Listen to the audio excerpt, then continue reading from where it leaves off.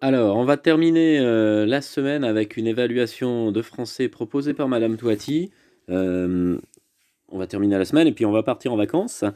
Ce travail, c'est un travail qui vous prépare aux évaluations que vous allez avoir concernant les compétences du brevet. Donc, il vous demande de nous retourner ce travail en écrivant les réponses et en les photographiant sur une feuille. Donc, vous le faites. C'est vraiment important. Tous ceux qui sont très motivés pour avoir leur brevet, celui-là d'exercice, faut vraiment prendre le temps d'y réfléchir et faut nous envoyer tout ça. Et vous pouvez toujours nous contacter si vous avez des questions. Donc, la première partie de l'épreuve en français au brevet, c'est les questions de grammaire et les compétences linguistiques. Donc, vous allez voir, hein, ça va vous rappeler des leçons qu'on a pu faire en classe.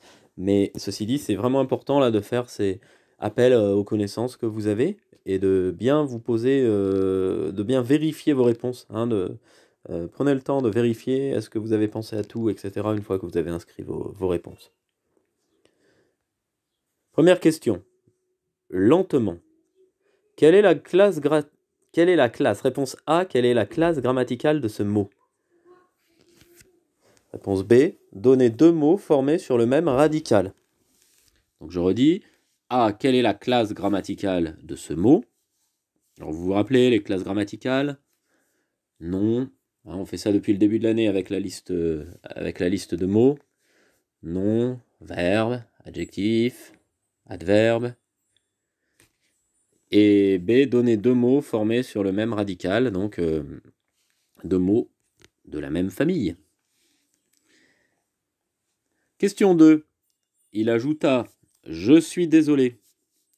Mettez ce passage au style indirect. Alors là, vous devez vous rappeler un des exercices que Madame Touati vous a proposé il y a il y a quelques jours. Je redis, il ajouta Je suis, deux points, ouvrez les guillemets, je suis désolé, fermez les guillemets, mettez ce passage au style indirect. Question 3. Ma nièce ouvrit la porte qui donne sur le petit escalier. Réponse A. Recopiez cette phrase en séparant les deux propositions. Donc là, on doit se rappeler, un des premiers entraînements qu'on a fait depuis le confinement, ce qu'est une proposition. Donc on va recopier cette phrase en séparant les deux propositions. Vous mettez un trait, un petit trait qui permet de séparer en deux morceaux la phrase. Réponse B. Par quel mot est introduite la proposition subordonnée relative? À quel groupe nominal renvoie ce mot? Donc vous cherchez le petit mot outil qui introduit la proposition relative, subordonnée relative, et vous devez trouver à quel groupe nominal renvoie ce mot. Question 4. Un jour, Gilles a attrapé une racine trop mince. Décomposez cette phrase en recopiant A. Le sujet, B. Le verbe, C. Le complément d'objet direct et D. Le complément circonstanciel. Question 5. Il s'agit simplement d'un ancien tunnel ferroviaire construit dans les années 1890. Oh, rassurez-vous, je ne vais pas vous faire un cours sur l'histoire des premiers chemins de fer jurassiens, mais je me suis un peu renseigné sur le sujet. Dans le premier paragraphe de la ligne 1 à 3, le narrateur s'adresse directement à son lecteur. Relevez le pronom et le verbe qui le montrent. Deux points. Relevez le pronom et le verbe qui montrent que le narrateur s'adresse directement à son lecteur. Question 6. La forêt de Revigny était traversée par deux lignes. Cette proposition est à la forme passive. Transformez-la à la forme active de manière à ce que les deux lignes deviennent le groupe sujet de la proposition. Donc, la fin de la phrase doit devenir le sujet de la phrase. Deux lignes.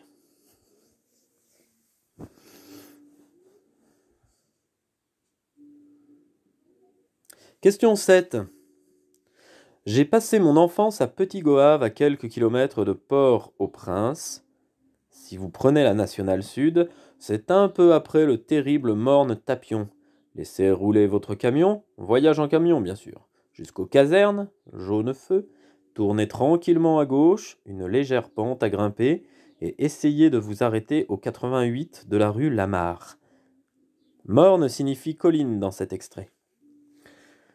Réponse A. À quel mode et à quel temps est conjugué le verbe prenez? À la ligne 2.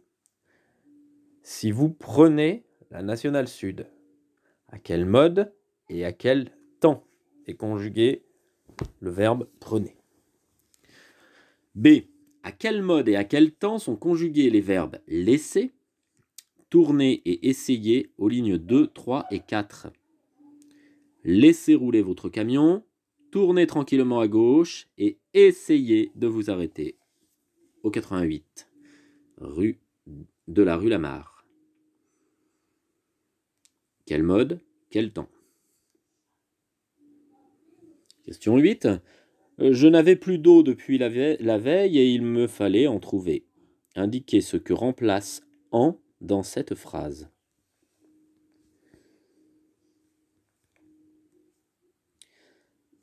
Que remplace le mot en dans cette phrase? Question 9. Léa se promenait dans la forêt lorsqu'un bruit attira son attention. Réponse A. À quel temps est conjugué le verbe attira? Question B. Quelle est la valeur de ce temps? Quelle est la valeur de ce temps?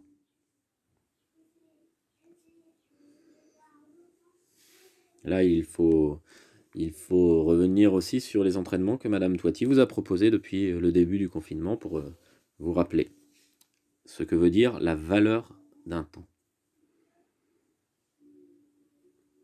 Question 10. Réécrivez le passage suivant à l'imparfait. Elle sent la graine et le grain. Les culasses de blé s'affaissent et se tassent comme des endormis. Il y a dans l'air la poussière fine de la farine et le tapage des marchés joyeux. C'est ici que les boulangers ou les meuniers, ceux qui font le pain, viennent s'approvisionner. Donc, ce passage, vous le réécrivez à l'imparfait. Évidemment, du coup, vous devez repérer les verbes de chaque phrase et faire les transformations et penser aux terminaisons. C'est la fin de ce travail et c'était le dernier avant les vacances. On attend vos réponses. Alors celui-là, il vous demande vraiment d'utiliser une feuille, de nous envoyer tout. Vous avez vu, vous aurez un score à l'issue de ce travail puisqu'il y a des points associés à chaque réponse. Donc on vous transmettra tout ça. Soyez sérieux, travaillez sérieusement, faites-le. C'est vraiment bien de vous appliquer à faire ce travail d'entraînement de brevet. Et puis passez tous de bonnes vacances. Mais de toute façon, on reste en contact. À bientôt.